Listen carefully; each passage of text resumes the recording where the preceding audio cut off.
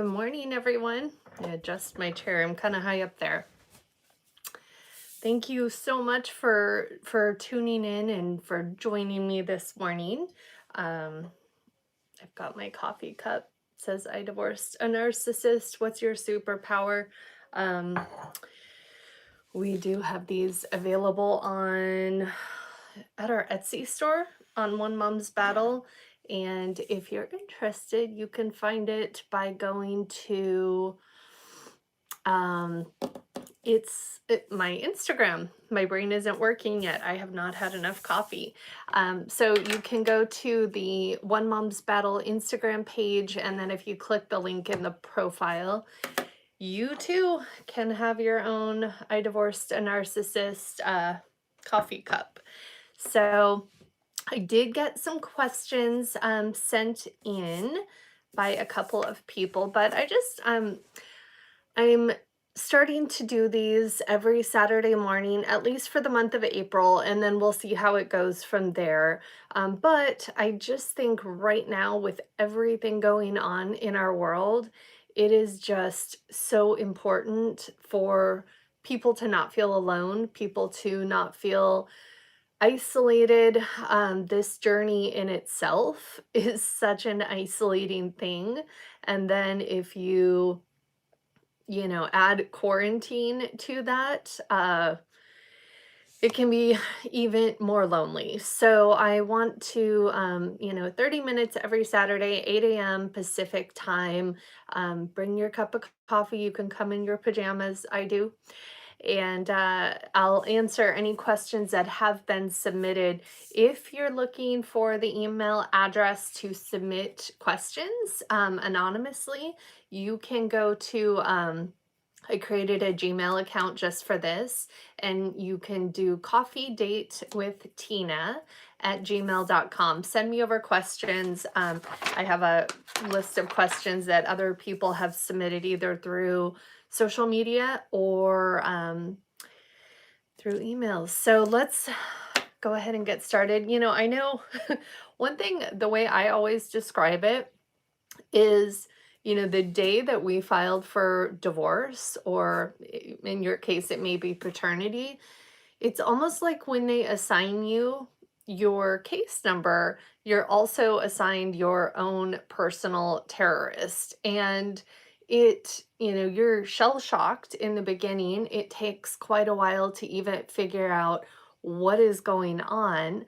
I know, speaking for myself, I felt like I was learning. I had just been thrust into a whole new country with new language, new, beliefs. Um, I really felt like I was in Alice in Wonderland and foreign territory, and all of these people who you literally just hand your life to make decisions, and it's just you're shell shocked. So, but along with that, you're assigned your own personal terrorist who then, their entire job is to terrorize you, whether it's through the family court system, through legal abuse, or in writing, in emails. I just remember back in 2009 when my custody battle started. Um, Pretty much having PTSD just from my phone beeping that there were new messages, and especially in the middle of the night because my ex-husband has an alcohol problem. And so it was almost like once he had a couple of drinks, he would just unleash on me on my cell phone. And hi, Melissa. Thanks so much for, I don't know where you are, but thanks for getting up early and joining me. But yeah, no, I love connecting with people, and I think right now it's more important than ever. So let's get to some of the questions that were submitted. Um, right now we are in a really difficult time with COVID-19, and I just posted something of Florida. So you're a little bit ahead of me. It's not so early, but thanks for being here. With what's going on with COVID-19, several of my Lemonade sisters, which are people who have been to one of my retreats. We have a group, and one of them posted an article about, she works on the front lines of in the medical world, and it was an article about another mom who was going through a custody battle because she's also on the front lines. Literally, these people are heroes, and they're risking their lives for us. And so when my lemonade sister posted this, I felt so torn, and I didn't know how to respond, because on one hand, anybody who's working in this capacity right now as a doctor, a nurse, a respiratory therapist, any of these people, absolutely hero status. I personally couldn't do it, and so I just, my heart thanks you. I thank you. But I also see it from the other side. And the question that came through is, this person's narcissist abuser is also working on the front lines. And so her concern is that the children are being exposed. And what I said to my lemonade sister is, hero status for what you do, but I have to play devil's advocate and tell you that if I were still in a custody battle right now and my ex-husband was on the front lines being exposed and potentially exposing my children, I would probably be filing emergency paperwork from the steps of the courthouse. And that's my truth, because I don't trust him to protect himself. I know most people are, but there is a loss of trust there, and the unknowns. And every day we're hearing something new about this disease. First it was droplets, and now they're saying you can catch it through talking to a person in conversation. And so it's a difficult one, and every single attorney, and I should say, my fine print, I am not an attorney. I'm not qualified to give legal advice. I have been a family court advocate through my own case, and now that my kids are safe, I am an advocate for so many others. And so I spend a lot of time in the courtroom, and every question that I ask, I kind of put myself in that person's shoes and say, I can't give legal advice, but if I were in your shoes, this is how I would proceed. And so that's, when I'm answering these questions, that's kind of the hat that I'm putting on, or I'm stepping into their shoes and saying, I don't have all the answers, but if I were facing the same thing, knowing what I know about the system and this personality disorder, this is how I would handle it. So, with her question, the courts, from every attorney that I've talked to, what the courts are, it's almost like if you're a parent and you leave a cookie jar out on the counter and you say, don't touch that, and you leave the room and you want to see how the kids are going to handle the situation. Maybe you even leave 2 cookies right out on the counter. And, the courts are doing that in some ways right now. A lot of them are closed. A lot of them are emergency basis only through teleconferencing, but they're all expecting that everybody is on their best behavior. And here's the thing, this is an emergency situation that no one has ever dealt with. So we don't know what the rules are. What I do know is that the court expects you to operate in good faith and by the order as it's written. If you typically have a school schedule, that's what they want you to follow until summer starts. But we know that there are so many gray areas right now, and the narcissist looks for those gray areas. They thrive in those gray areas. And so they're going to use each and every one of them to their advantage, which we're seeing a lot of right now. I have clients who haven't seen their kids in 3 weeks because the narcissist has just decided to keep them. I was on a call yesterday with Rebecca Zung. She's an amazing attorney, and who is also very experienced in narcissism.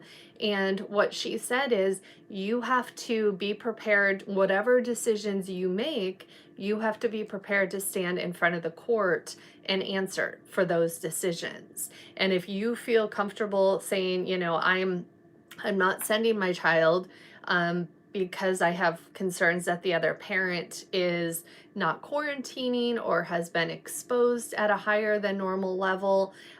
You have to be able to defend that and prove that you were truly acting in your kid's best interest. So, those all of the questions, I had a lot of questions come through last night of a similar tone.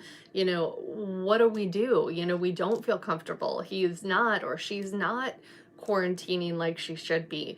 You know, you're going to have to make the best judgment call in your case, and also back it with, why you chose. I would personally, if I were in your shoes, I would start preparing my paperwork now to defend myself, or to explain why I made the decisions I made. And anywhere you can back those up, X is an essential worker. Yeah, it's a scary time right now. I'm married, I'm remarried, and Glenn, I don't know if he's watching, but he's an essential worker and he's a park ranger, and he's an EMT, and I have health problems. I'm immune compromised. And so it's terrifying for our whole world right now. Do what's best for your kids. And if your ex is using these gray areas right now, my heart goes out to you, because those were predominantly the messages that I got last night. So I kind of wanted to give an overall answer, no matter what your situation is. Document. Now is the time for documentation. Hi, how can I get my answer? How can I get a hold of you? I have a lot of questions to answer already today, but in the future, you can email coffeedatewithtina@gmail.com, and I'm happy to answer questions next Saturday if I don't make it to yours today. But you can also post in the comments if you have a question, and I'll do my best to get to those also. So one person that sent a message, her ex is recording calls, and it sounds like in her state and the state that he's in, that's not permitted. When I put myself in her shoes and say, how would I handle a situation like that? I'm somebody who, I've learned over the years the importance of choosing my battles wisely. And when I take all of the emotions out of the situation, because let's admit it, that's a huge invasion. When you are dealing with somebody who has absolutely no regard for your boundaries, and now they're recording the phone calls, and likely, I know a lot of these individuals will have the kids walk around the house, and this is my bedroom, and show me your backyard, and that is terrifying. So I get it. I get why it's a concern. I guess initially, if I take all emotions out of it and look at this through the lens of the family court system, how do you prove it? Because that's what it comes down to in family court. And so if you don't have, I would personally send an email to the other party, not because I expect them to have a come to Jesus moment and do the right thing, but because I'm strategically documenting, and I would do it in a very friendly way. If you aren't familiar with my Yellow Rock communication, there's YouTube videos here on our channel that talk about Yellow Rock. And everything you write, the mentality needs to be, this is for the judge, it's not for my ex. And so keeping that at the forefront of your mind, that you're writing to the judge. And so you have to be comfortable reciting anything you've written to the judge if needed. So I would probably be very strategic in my communication and just say, hey, it came up the other day when I was talking to the kids that you are recording the conversation, or you can keep the kids completely out of it and just say, it's been brought to my attention that you are recording the phone calls. I looked into the legalities of both your state and mine, and that it's not allowed. Here's the thing. Again, taking emotions out of it and looking at this strategically, my opinion is I have no control over that situation. And so I wouldn't choose that as a battle. I would probably send that email just to document that I'm aware of what you're doing. But on my end, I would have rules set up. I would have a one room in the house that I feel comfortable with the kids being on FaceTime in. And I would just say our rules whenever we're on FaceTime with anybody, don't ever point the finger at the other parent. And you can even schedule a call with Aunt Cindy or whoever. And our this is the room that we do all FaceTime calls in. You can even have the phone set up on a little tripod so it just stays there. And our rules are we don't leave this room with the phone when we're on FaceTime. And so then that can be the new, these are our home rules. And the kids have privacy and the door is closed, but they stay in that room. So that's personally, I'm just so big on, can I prove it? And am I choosing my battles wisely? Because so much of family court is he said, she said. And half the time, we end up looking like the absolutely crazy ones because the narcissist actions are so bizarre and so out there that normal people who haven't dealt with this, when they hear of a situation like this, they're like, we end up sounding crazy when we're trying to explain that he's having the kids show him around the whole house to collect intel on our lives and, anything else. Um, and but here's the other thing. Can I have your phone? Um, I do offer consultations. Somebody's asking for my phone number. I'm not going to give that out on YouTube. I do offer consultations, and you can email me at tina@tinaswithin.com. And I'm happy to set that up with you.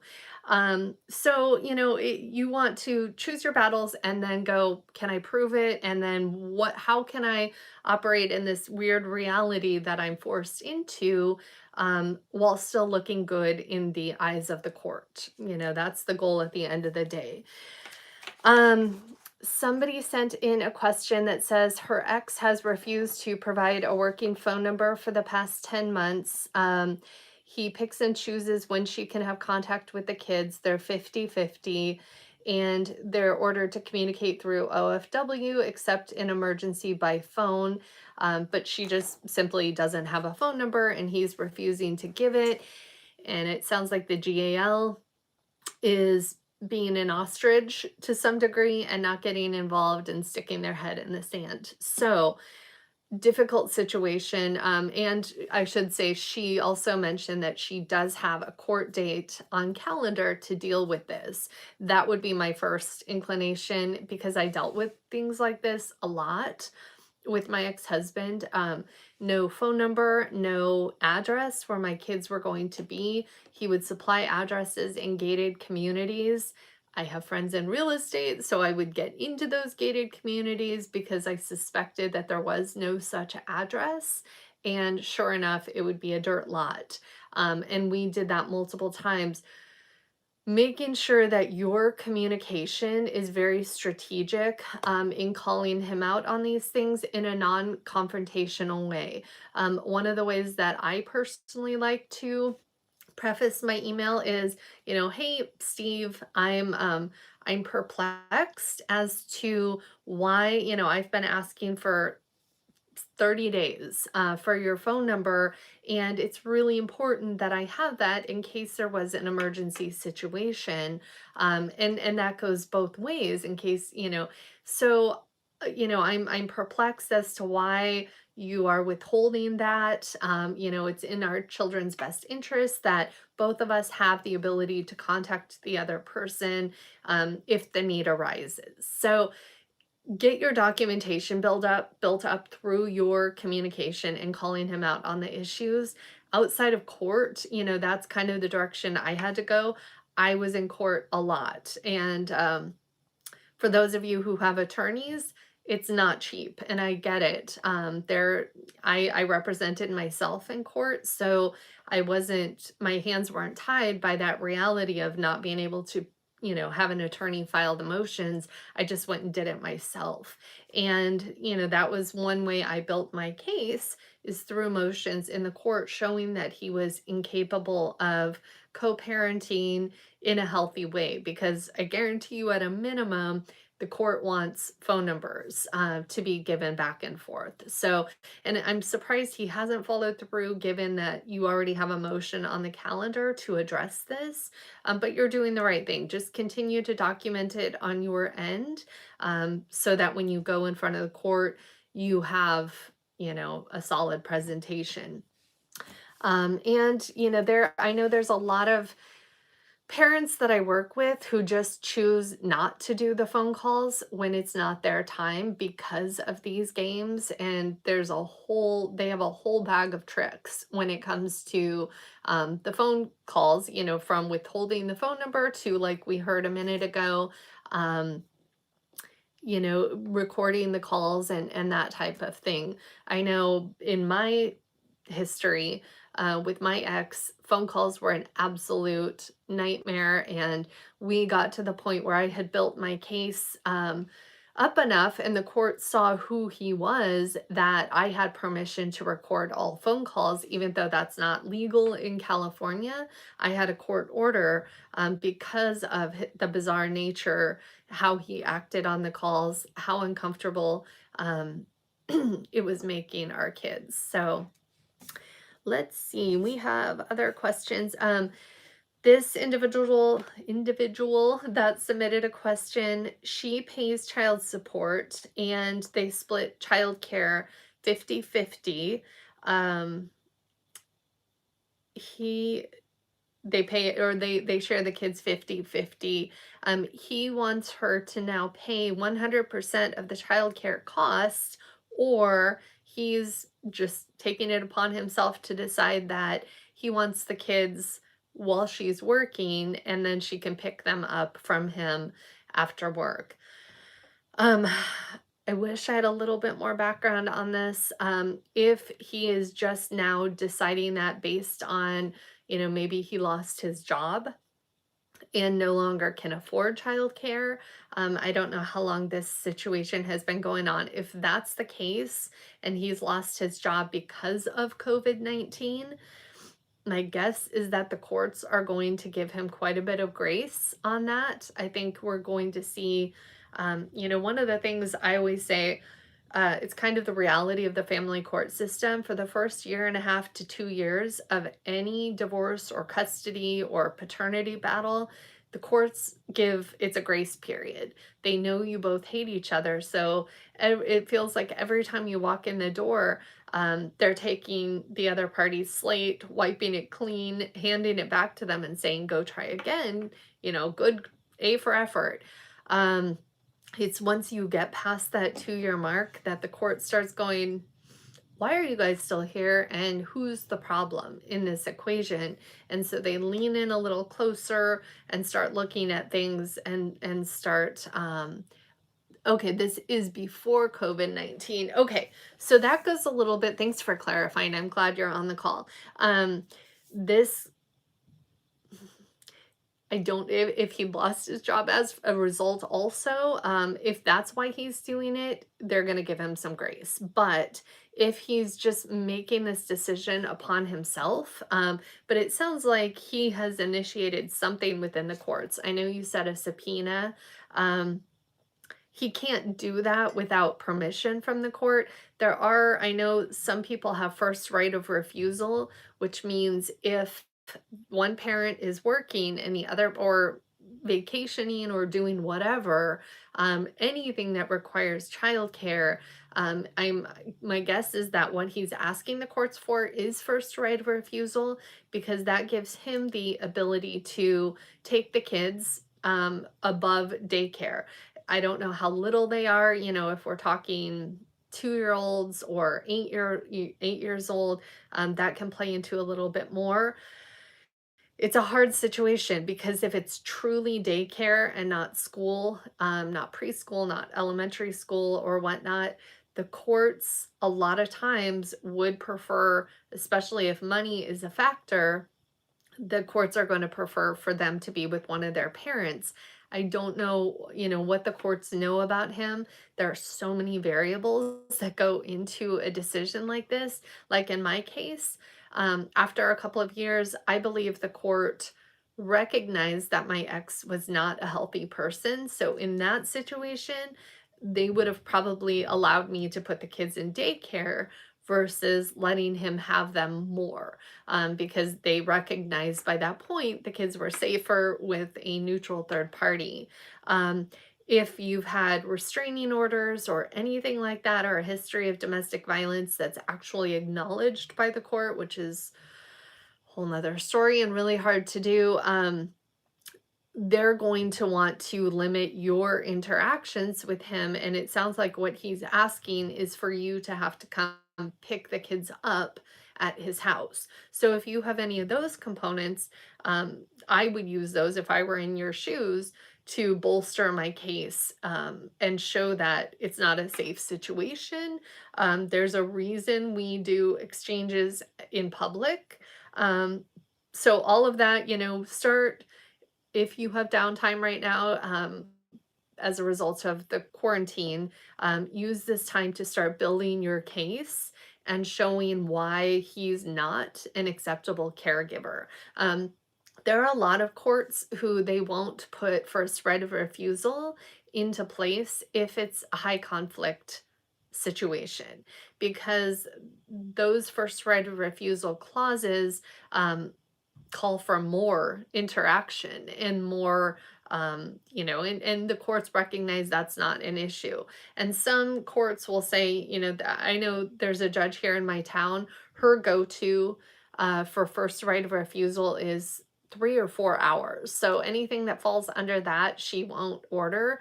But then there's other judges who will say, no, 8 hours. If the parent's going to be working or away for 8 hours, that's when that kicks into effect. So, um, let's see. Recording calls. I think we have gone through all of the questions that I had submitted to me. The one about the parent working on the front lines. Christine, I just joined the chat in the middle of your discussion on recording FaceTime calls. Um, let's see. So Christine's asking for me to repeat what I would say in the email. I would just say, it's come to my attention that calls are being recorded. In this, the person who submitted the question, in her case, they both live in different states. And so I said, I would say, I've looked into the laws in both states, and recording phone calls is not legal. So I just wanted to, address this topic, open lines of communication. It makes me very uncomfortable that you are recording calls. And, here, so whatever works, just keep it non-confrontational. Good ways to preface that is, I'm perplexed. I'm at a loss for how to understand this. Why would you be doing this? Um, and so prefacing it that way. But here's the thing, when I was talking about choosing battles wisely on any situations like that, my personal opinion is, if it's illegal for this person to be recording, I wouldn't give it a lot of weight because he can't use it for anything. And so that's where I would have my boundary in place, that this is the room that we do all phone calls in, because that's just our rules. It has nothing to do with dad. It's just, this is where we do all live FaceTime rules. Have a cute little chair set up, have the phone on a tripod so the kids can't walk around with it, that type of thing. So sometimes you have to get really creative and think outside of the box. And like I started this call with in the beginning, it's almost like being dropped into a foreign country with foreign cultures and language, and we're all doing the best we can. There's no rule book that comes along with this type of situation. And while narcissists are all the same, they're all also very different. And then you've got the full spectrum. I think of narcissism as a, spectrum, and some of them are just right on the line, and then some of them are like way over here. And then even the ones who are right on the line of being, crossing over into a personality disorder, you have some type of huge event, a divorce, your divorce, anything like that. And it throws them all the way over here. I always say my ex-husband wasn't a horrible person day to day. There were actually some times in our marriage where things weren't horrible. But any type of conflict or chaos, and he was over here, he became my own personal terrorist. So I know this is a difficult time for so many. Connect any way you can with each other. I just started chapters at One Mom's Battle. I'm almost through the whole United States. I've got a small chunk to do over here, but you can go to the main One Mom's Battle Facebook page and click groups or pages, and it'll show you everything that's linked to our main page, and you're gonna find chapters. And there's a process. I'm really doing my due diligence to ensure that the group is a safe place. So I have some pretty strict requirements on entering, but it's for the safety of all of us. So thank you so much, everyone. I know YouTube's about to cut me off. Have a great day. Happy Saturday. And thank you so much for joining me.